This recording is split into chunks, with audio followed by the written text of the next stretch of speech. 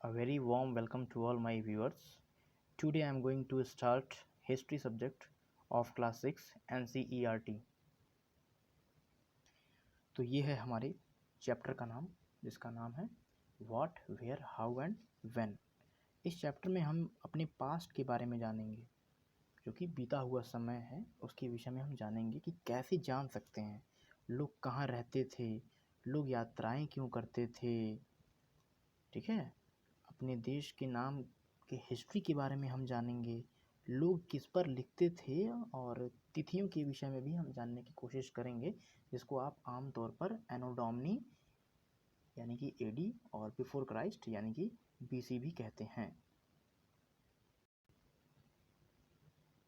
तो यहाँ पे एक फ़ोटो दे रखी हुई है एक लड़की की, जिसका नाम है रशीदा। चलिए स्टार्ट करते हैं। रशीदा's question. Rashida sat reading the newspaper and suddenly her eyes fell on a small headline, 100 years ago. How she wondered. Could anyone know what had happened so many years ago? इसका मतलब है कि रशीदा जो है वो एक लड़की, वो बैठकर अखबार पढ़ रही थी, तभी उसकी नज़र जो है एक सुर्खी पर पड़ी। उस पर क्या लिखा हुआ था कि 100 साल पहले। तो वो मतलब तुरंत सोचने लगी कि यह कैसे कोई जान सकता है कि इतने साल पहले क्या हुआ होगा। ठीक है, तो आइए पता लगाएं। तो अगला पैरा दिया हुआ है, finding out what happened. Yesterday you could listen to the radio, watch television, read a newspaper. Last year ask somebody who remembers, but what about long long ago. Let us see how can be done. It means कि अगर आपको ये पता लगाना है कि कैसे पता लगाएंगे कि क्या हुआ था, तो ये जानने के लिए कि कल क्या हुआ था, आप क्या सुन सकते हैं, रेडियो सुन सकते हैं, टेलीविज़न देख सकते हैं, या कोई न्यूज़पेपर आप पढ़ सकते हैं। साथ ही साथ अगर आपको ये जानना है कि पिछले साल क्या हुआ था, तो आप क्या कर सकते हैं कि ऐसे किसी भी व्यक्ति से बात कर सकते हैं जिसे उस समय की कुछ स्मृति हो, उसे याद हो कि हाँ आप उससे मिले थे और उस समय कौन सी घटना हुई थी। और लेकिन अगर आपको ये जानना है कि बहुत पहले क्या हुआ था, तो ये कैसे जाना जा सकता है, तो इस विषय में हम चर्चा करेंगे। अगला पैरा है, what can we know about the past. इसका मतलब है कि हम अपने अतीत के बारे में या अपने पास्ट के बारे में क्या जान सकते हैं। तो उसमें लिखा हुआ है कि there are several things we can find out, what people ate, the kind of clothes they wore, the house in which they lived. We can find out about the lives of the hunters, herders, farmers, rulers, merchants, priests, crafts, persons, artists, musicians, and scientists. We can also find out about the games children played, the story they heard, the plays they saw, the song they sang. इसका मतलब क्या है कि हम अपने past के बारे में बहुत कुछ जान सकते हैं कि लोग क्या खाते थे, कैसे कपड़े पहनते थे, किस तरह के लोग घरों में रहते थे, या फिर जो शिकारी हुआ करते थे, जो हंटर्स थे, या जो पशुपालक यानी कि जो किसान, इट मीन्स किसान हो गए, शासक हो गए, रूलर्स, व्यापारी, पुरोहित, ये जो थे कलाकार या फिर वैज्ञानिक या संगीतकार, ये इन सभी के जीवन के बारे में जानकारियाँ हम हासिल कर सकते हैं। यही नहीं, हम ये भी पता लगा सकते हैं कि उस समय के जो बच्चे थे वो कौन कौन से खेल खेला करते थे, कौन कौन सी कहानियाँ सुना करते थे, कौन कौन से नाटक देखा करते थे, या फिर कौन कौन से गीत गाया करते थे। तो आइए देखते हैं। अगला पैरा दिया हुआ है कि where did the people live. इसका मतलब था कि लोग कहाँ रहते थे। ठीक है, तो उसमें एक दिया हुआ है, find the river Narmada on map 1 page number 2। ये जब हम नेक्स्ट मैप हम जब बताएंगे उसमें आपको बता देंगे। फिलहाल देखिए यहाँ पे, people have lived along the banks of the river for several hundred years.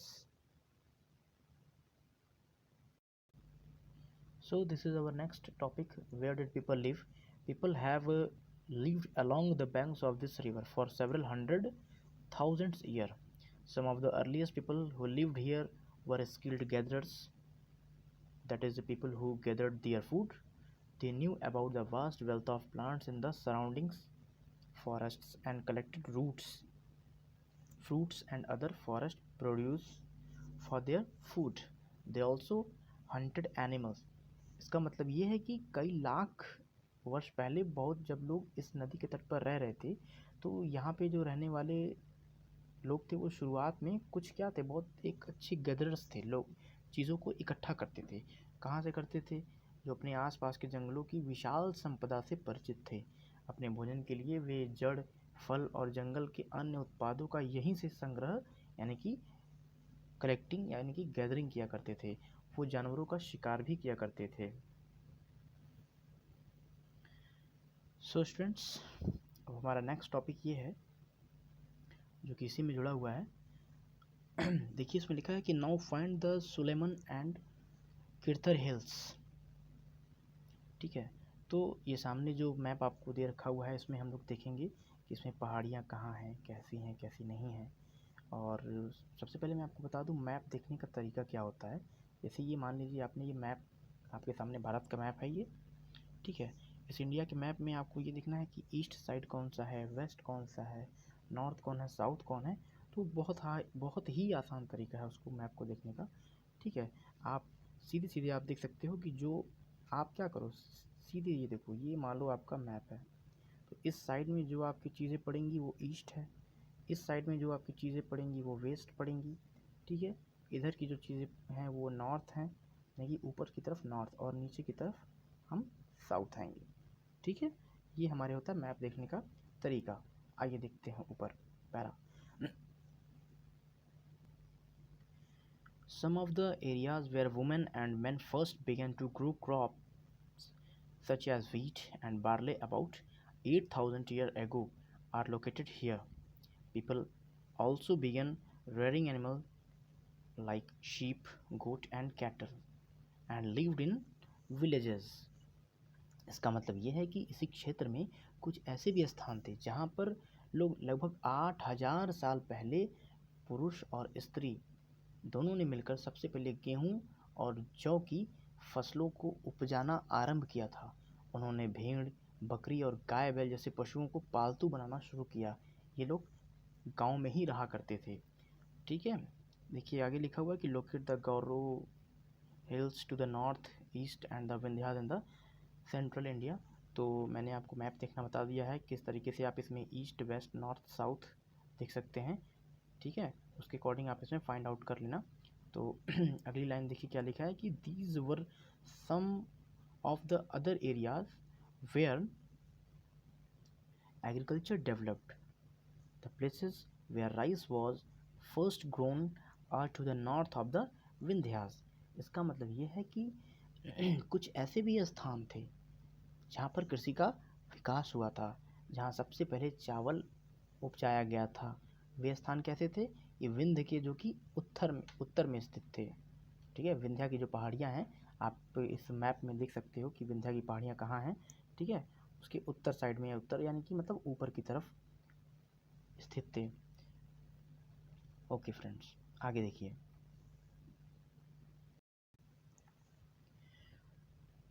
Trace the river Indus and it's tributaries. तो यहाँ पे एक टर्म दिया हुआ है ट्रिब्यूटरीज। तो ट्रिब्यूटरी मीन्स क्या होता है कि tributaries are smaller river that flows into a larger river. इसका मतलब ये एक कुछ क्या होती है, एक सहायक नदियाँ होती हैं जो कि बड़ी नदियों की सहायक नदियाँ होती हैं और जा कर के उसमें मिल जाती हैं।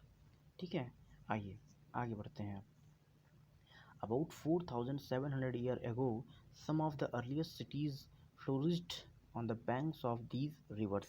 Later, about 2,500 years ago, cities developed on the banks of the Ganga and its tributaries and along the sea coasts. इसका मतलब है सहायक नदियाँ क्या होती हैं? वो नदियाँ होती हैं जो एक बड़ी नदी में जा कर के मिल जाती हैं। और इसी की कड़ी में आगे बढ़ते हैं कि लगभग 4,700 वर्ष पूर्व इन्हीं नदियों के किनारे कुछ जो नगर थे वो आगे बढ़े या फिर बसे आकर के, जैसे कि गंगा और उसकी सहायक नदियों के किनारे, और कुछ जो कोस्टल एरियाज़ थे यानी कि समुद्र तटवर्ती क्षेत्र में नगरों का विकास हुआ लगभग 2,500 साल पहले। ठीक है, तो आप मैप में देख सकते हैं कि गंगा और उसकी जो ट्रिब्यूटरी रिवर है यानी कि सहायक नदी सोन, वो कहाँ है। ठीक है, आइए आगे बढ़ते हैं। In ancient times The area along these rivers to the south of the Ganga was known as Magad, now lying in the state of Bihar. Its rulers were very powerful and set up a large kingdoms were set up in the other parts of the country as well. इसका मतलब ये है कि जो गंगा है, गंगा नदी के दक्षिण में यानी कि साउथ साइड में, यानी कि उसके गंगा के आप नीचे जब देखेंगे तो गंगा के दक्षिण में नदियों के आसपास का जो क्षेत्र था, ठीक है, वो बहुत पुराने समय में उसको मगध कहते थे और वर्तमान समय में बिहार के नाम से वो जाना जाता है। इसके शासक यानी कि इसके जो रूलर्स थे वो बहुत ही पावरफुल हुआ करते थे। उन्होंने एक विशाल राज्य स्थापित किया था। देश के अन्य हिस्सों में भी ऐसे राज्यों की स्थापना की गई थी। ठीक है, तो आइए आगे बढ़ते हैं। Through out people travelled from one part of the subcontinent to another.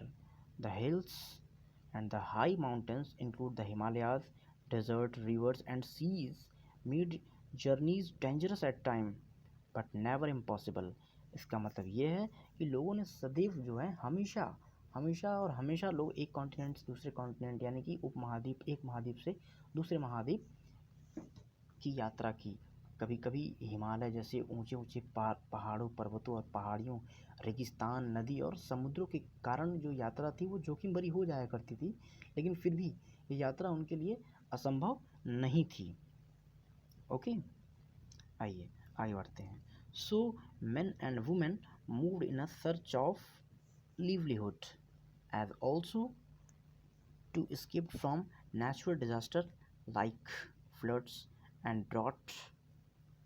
Okay, इसका मतलब तो लोग कभी कभी क्या करते थे, लोग काम की तलाश में कभी प्राकृतिक आपदाओं के कारण एक स्थान से दूसरे स्थान चले जाया करते थे। तो सम टाइम मैन मार्च्ड इन आर्मीज conquering other lands.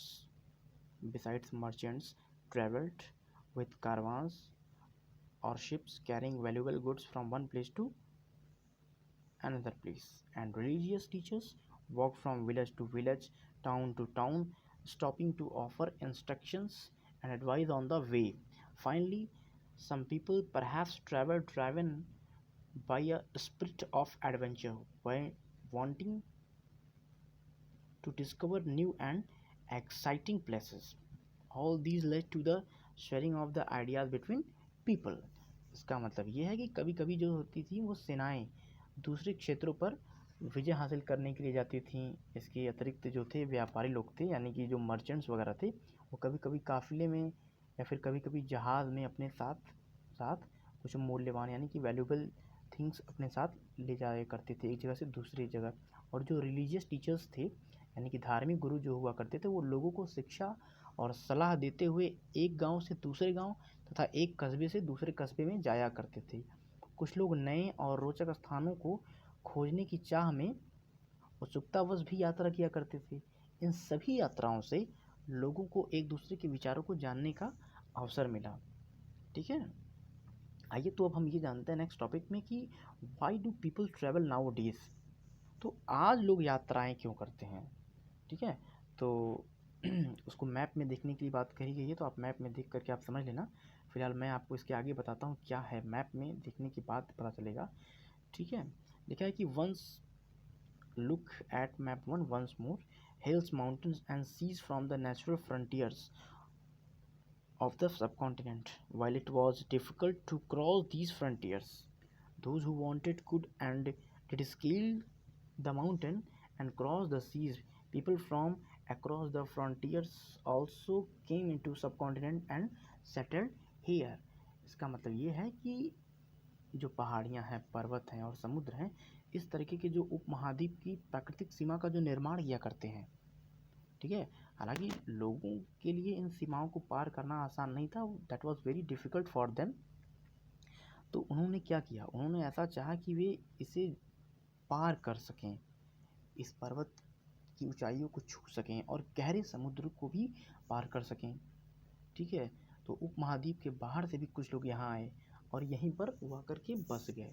तो लोगों के इस आने जाने के कारण हमारी सांस्कृतिक परंपराओं को समृद्ध किया गया। ठीक है, तो तो आइए देखते हैं, इसमें आगे लिखा हुआ है कि these movements of peoples enriched our cultural traditions. जैसा कि मैंने अभी बताया, peoples have shared new ways of carving stones, composing music and even cooking food over several hundred of year. इसका मतलब कई सौ वर्षों से लोग जो पत्थर को तराशने की जो काम होते हैं, संगीत रचने की काम, और यहाँ तक कि भोजन बनाने के नए नए तरीके के बारे में एक दूसरे के विचारों को अपनाते रहे हैं। ठीक है। Names of the land. Two of the words we often use for our country are India and Bharat. The word India comes from the Indus, called Sindhu in Sanskrit. Find Iran and Greece in your atlas. तो आप इसको देख सकते हो। ठीक है, मैंने map देखने का तरीका बताया आपको।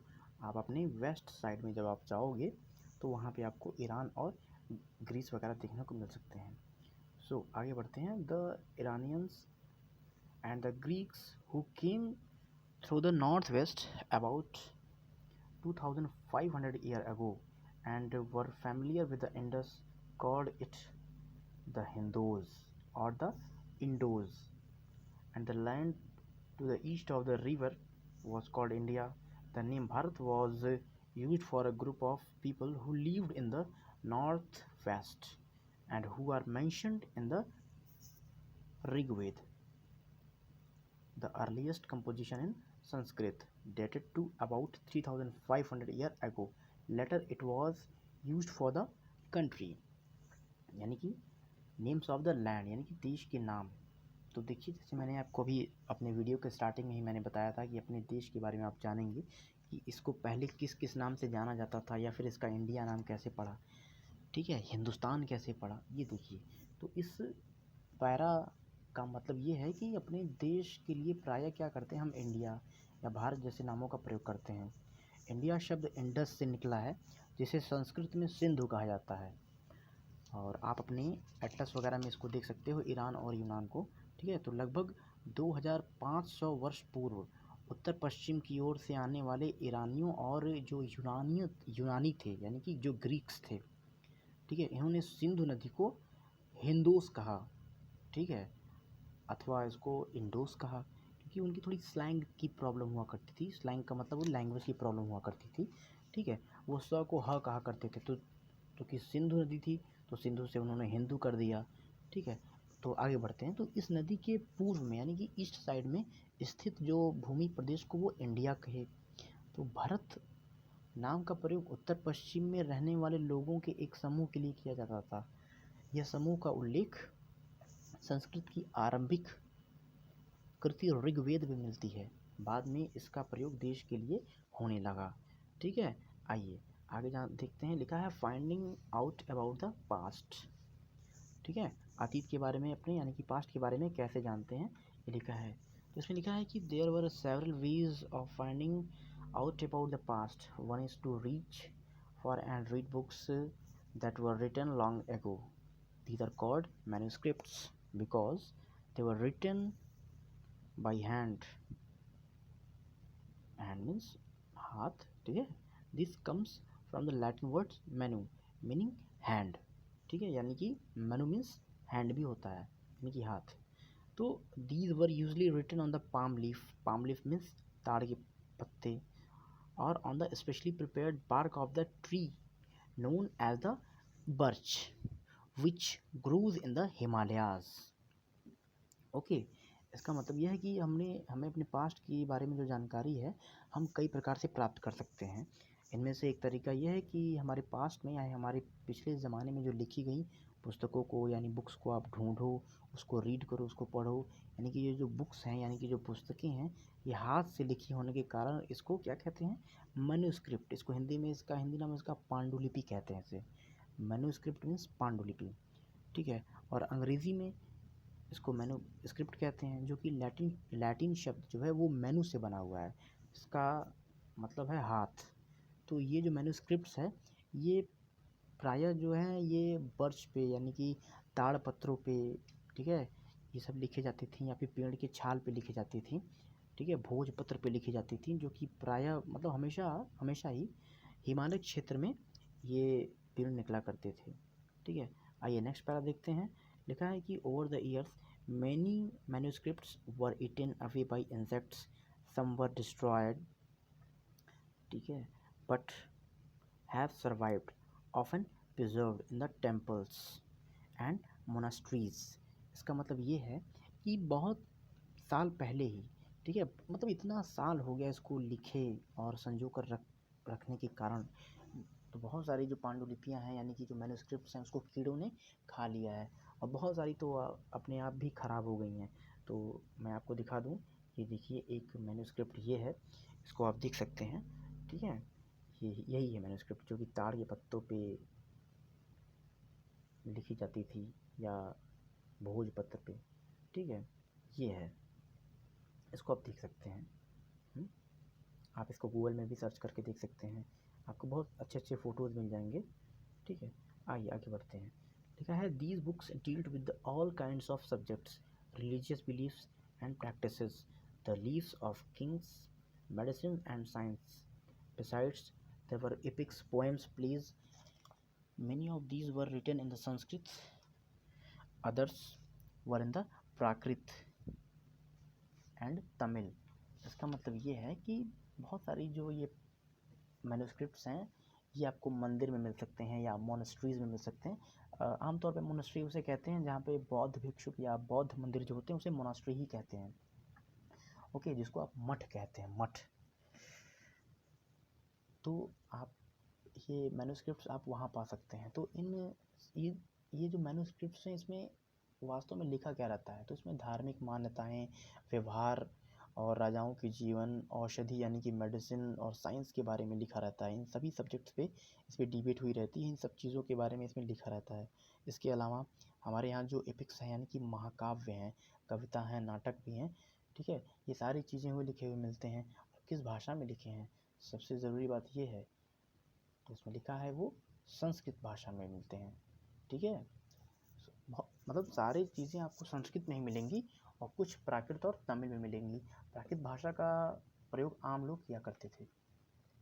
आइए अगला पैरा देखते हैं। इसमें लिखा है कि we can also study inscriptions, these were writings on relatively hard surface such as stones और metal. Sometimes kings got their orders in scribes so that peoples could see, read and obey them. There are other kinds of inscriptions as well, where men and women, including kings and queens, recorded what they did.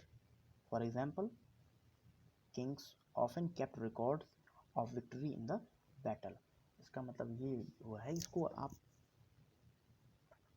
अभिलेख कह सकते हैं। ठीक है, inscription means होता है अभिलेख। तो आप अभिलेख का जब अध्ययन करेंगे, यहाँ की आप देख सकते हैं, ये है अभिलेख जो कि पत्थर पे लिखवाए जाते थे, जो पहले के जो राजा महाराजा हुआ करते थे। ठीक है, जो उनके ऑर्डर्स हुआ करते थे। ठीक है, ऐसे लेख पत्थर या जो धातु जैसी अपेक्षाकृत कठोर सतहों पर लिखे हुए मिलते हैं। कभी कभी जो रूलर्स थे वो अपने ऑर्डर्स को इसी तरीके से लिखवाया करते थे ताकि लोग उसको देख सकें, पढ़ सकें और उसका पालन कर सकें। ठीक है,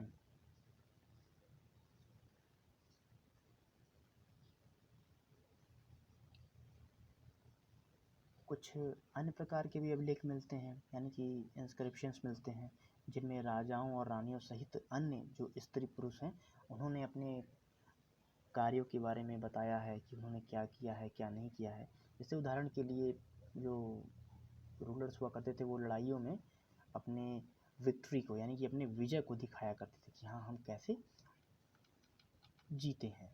ठीक है, तो ये है इंस्क्रिप्शंस। ओके, ये बहुत एक हार्ड सरफेस हुआ करता था। जैसे ये ऐसे मान लो कि अभी प्रेजेंट टाइम में हम किसी पत्थर पे लिख दें फिर वो मिट सकता नहीं है, तो सेम वही तरीका था। तो यहाँ पे अगला पैरा लिखा हुआ है, there were many other things that were made and used in the past, those who study these objects are called archaeologists. इसका मतलब इसके अतिरिक्त अन्य कई वस्तुएं जो हमारे पास्ट में बनी हैं और उसका यूज़ किया गया है, और ऐसी जो चीज़ें हैं जो बहुत हमारे पास्ट में बनी हुई हैं और वो हमारे सामने अब मिल रही हैं, तो उन चीज़ों का अध्ययन करने वाला जो व्यक्ति होता है उसको हम आर्कियोलॉजिस्ट कहते हैं, यानी कि इसको हिंदी में पुरातत्वविद कहते हैं। ठीक है, यहाँ पे देखिए अगला लिखा हुआ है कि दे स्टडी, कौन स्टडी करता है? Archaeologist.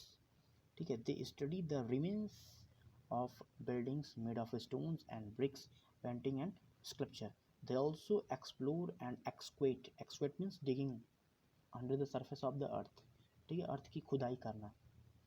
एक्सक्वेट to find tools, weapons, pots, pans, ornaments, and coins. Some of these objects may be made of stones, other of bones, baked clay, or metal. Objects that are made of hard, imperishable substance usually survive for a long time. ठीक है, इसका मतलब यह है कि जो भी archaeologist हुआ करते थे वो पत्थर और ईंट से बनी हुई इमारतों के जो भी अवशेष हुआ करते थे, चित्र और मूर्तियों का अध्ययन करते थे। वो और किस चीज़ का अध्ययन करते थे? औजार है, हथियार है, बर्तन थे, आभूषण थे, इन सब चीज़ों के बारे में वो अध्ययन किया करते थे। ठीक है,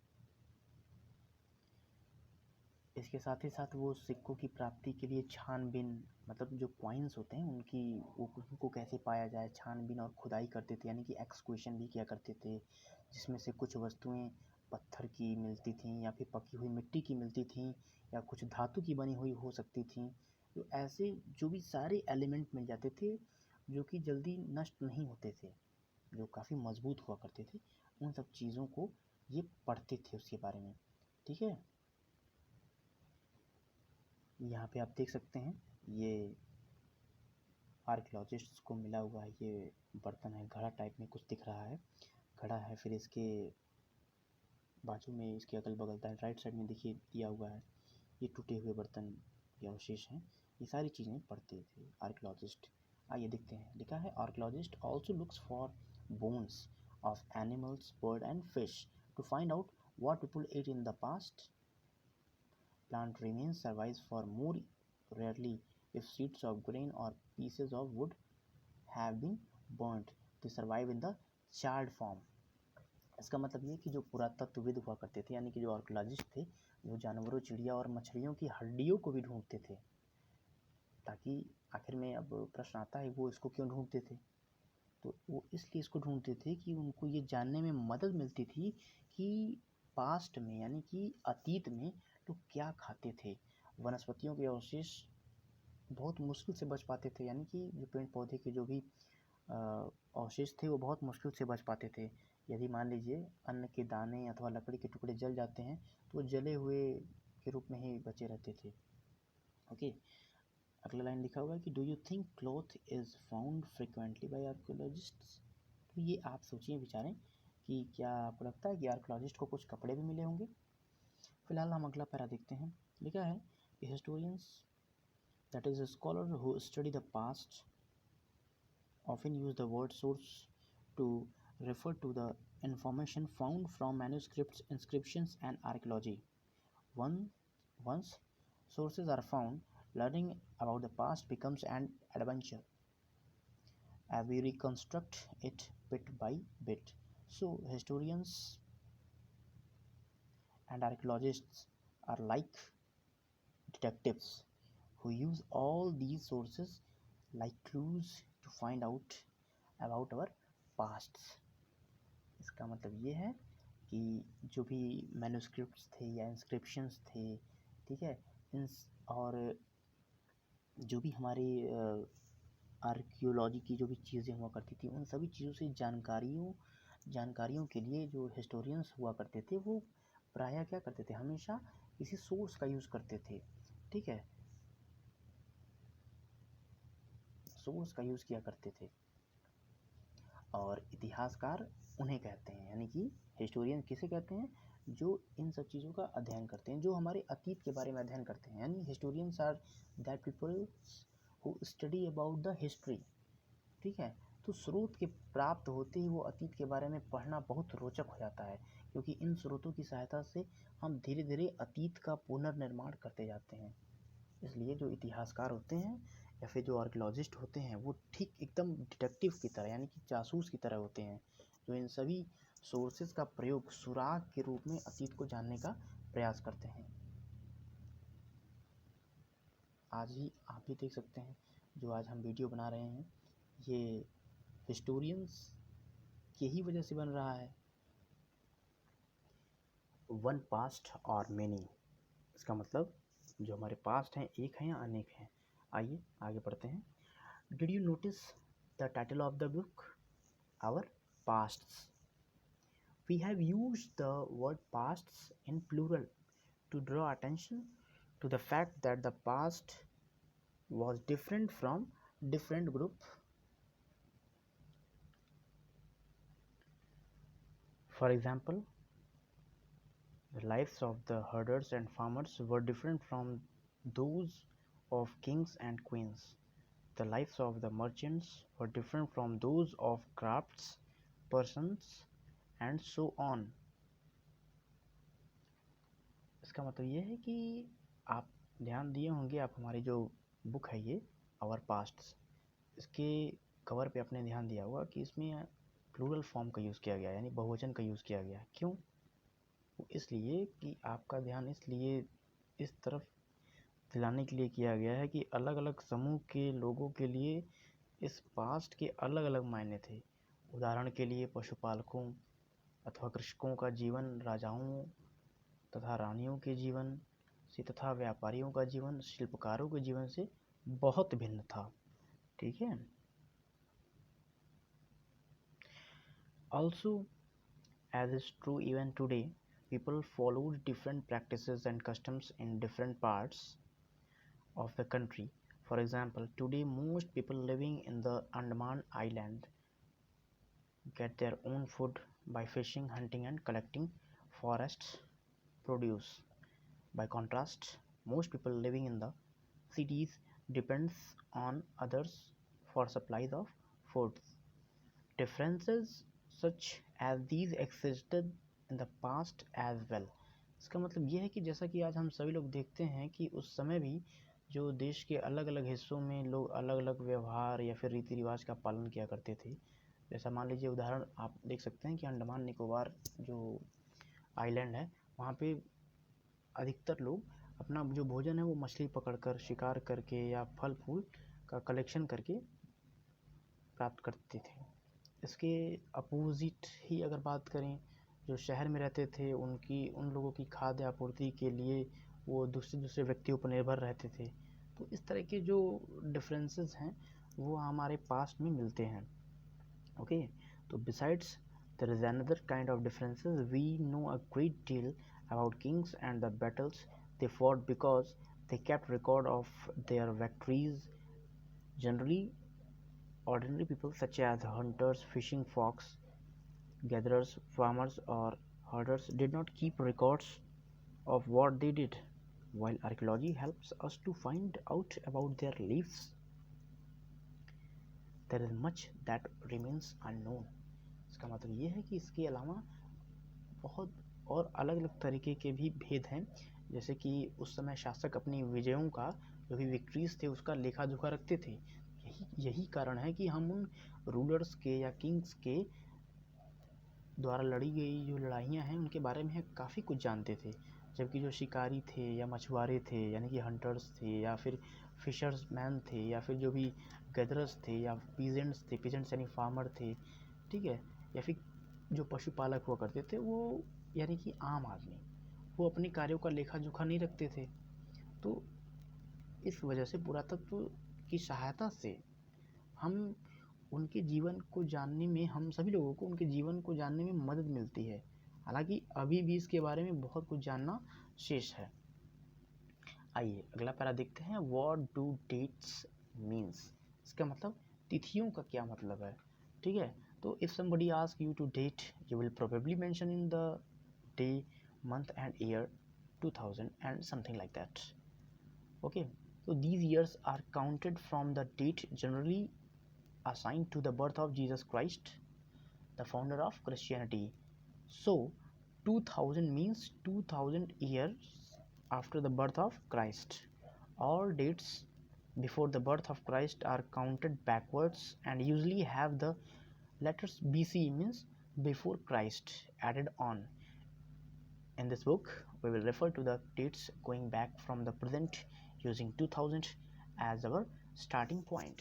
इसका मतलब कि अगर मान लीजिए अगर आपसे कोई तिथि के डेट के बारे में पूछे तो आप क्या कह सकते हैं उसको, शायद उस दिन की तारीख हो गई या महीने हो गया या फिर वर्ष हो गया, जैसा कि मान लो 2000 चल रहा है, ठीक है, या फिर कोई और वर्ष आप बता दोगे। तो ये जो ईयर की जो कैलकुलेशन है ये कैसे होती है ये जानिए। जो भी क्रिश्चियन गुरु थे, जीसस क्राइस्ट, वो धर्म प्रवर्तक थे, तो ईसा मसीह के जन्म की तिथि से की जाती है, ठीक है। यानी कि वर्ष 2000 कहने का तात्पर्य ये है कि ईसा मसीह के जन्म के 2000 वर्ष के बाद से है।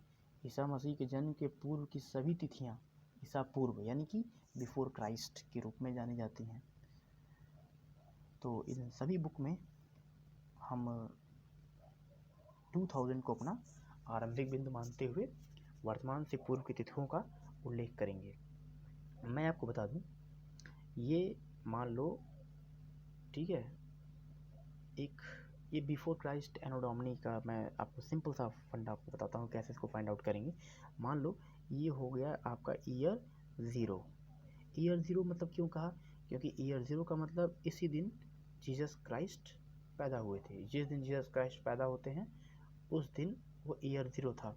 तो इस ईयर ज़ीरो के पहले का, ठीक है, पहले का जो टाइम था उसको कहेंगे हम बिफोर क्राइस्ट यानी कि BC, ठीक। और इस ज़ीरो के बाद कहेंगे हम AD यानी कि एनो डोमिनी। यानी कि हम कह सकते हैं कि अभी प्रेजेंट टाइम में कौन सी एनो डोमिनी चल रही है, कह सकते हैं जो भी आप मान लो। अभी मान लो प्रेजेंट टाइम में, जिस टाइम मैं वीडियो रिकॉर्ड कर रहा हूँ, ये 2020 चल रही है, यानी 2020 AD भी हम इसको लिख सकते हैं। ओके, बहुत सिंपल सा फंडा है ये। सो स्टूडेंट्स, ये हमारा नेक्स्ट टॉपिक है लेटर्स विद डेट्स। इस टॉपिक में बहुत कुछ रॉकेट साइंस नहीं है, जैसा कि मैंने अपने आपको ऊपर ही बताया है, बहुत ही इजी है। इसमें भी वही है, बस BC यानी बिफोर क्राइस्ट, AD यानी कि एनो डोमिनी के बारे में इसमें बताया गया है, इसको और क्या कहते हैं, ठीक है। मैं आपको फिर से एक बारी एग्जांपल के तौर पे आपको समझा देता हूँ, बहुत ही इजी है ये, इसको आप देखें एक बारी फिर से। जैसे मान लो हमने एक पैरामीटर ये बना लिया, ठीक है, इसको बीच में डिवाइड कर दिया और यहाँ पे हमने कर लिया ज़ीरो यानी कि ये ज़ीरो ईयर हो गया, ठीक है। ज़ीरो ईयर का मतलब जिस टाइम जीसस क्राइस्ट पैदा हुए यानी बर्थ हुए, उनका बर्थ हुआ, वो है ज़ीरो ईयर।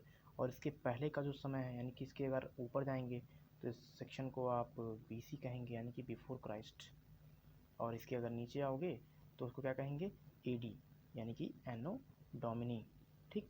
BC को ही और क्या कहते हैं, BCE कहते हैं, ठीक है। और AD को और क्या कहते हैं, CE, ठीक। BCE का फुल फॉर्म होता है before common era. Era means time, before common era. और CE मीन्स होता है कॉमन एरा, ठीक है। BCE का मतलब भी बिफोर क्राइस्ट ही है और CE का मतलब AD ही है यानी कि एनो डोमिनी ही है, ठीक है। सिर्फ यही इसमें कुछ है, बहुत ज़्यादा कुछ नहीं है इसमें समझने वाला, बस यही नॉर्मल इतनी चीज़ें हैं। आइए आगे देखते हैं, आगे बढ़ते हैं, ठीक है, अपने वीडियो पे, ठीक है। ये देखिए नेक्स्ट टॉपिक दिया हुआ है एल्सवेयर। इसमें क्या हुआ है कि बहुत सारे सिंबल्स दिए रखे हुए हैं और हमारे इंग्लिश के कुछ अल्फ़ाबेट दे रखे हुए हैं, जिसके बिहाफ पे हम समझेंगे कि ये जो सिंबल्स हैं या फिर ये फिगर हैं ये क्या इंडिकेट करते हैं। आइए देखते हैं। लिखा हुआ है कि we have seen that inscriptions are inscribed on hard surface. Many of these were inscribed several hundreds of years ago. All inscriptions contain both scripts and languages. Languages which were used as well as scripts have changed over time. So, how do scholars understand what was inscribed? And this can be done through the process known as decipherment.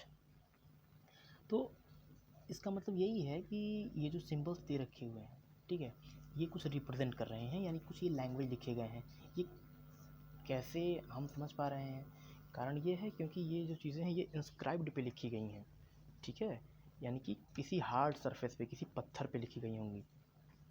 तो ये, और ये कब की लिखी गई हैं, बहुत लाखों साल पहले की लिखी गई हैं, हज़ारों साल, लाखों साल पहले की लिखी गई हैं, ठीक है। इसकी जो स्क्रिप्ट है यानी कि जो लिपि है, स्क्रिप्ट मीन्स लिपि होती है, और जो इसकी लैंग्वेज है, ये चीज़ें मतलब हमारे समझ से परे हैं। तो जो हिस्टोरियंस होते हैं, जो जो इसी सब्जेक्ट्स को लेकर के इसमें स्टडी करते हैं, ठीक है, या रिसर्च करते हैं, वही इसको पढ़ पाते हैं, ठीक है।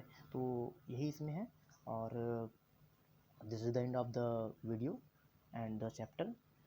बाकी के चैप्टर्स हम इसी चैनल पर डिस्कशन करेंगे, और नेक्स्ट वीडियो में हम चैप्टर नंबर 2 डिस्कस करेंगे हिस्ट्री का। और तब तक के लिए आप सभी लोगों को धन्यवाद। और हाँ, अगर वीडियो पसंद आया है तो लाइक बटन दबाइए और चैनल को सब्सक्राइब कीजिए, ताकि आप लेटेस्ट अपडेट पाते रहें। Thank you.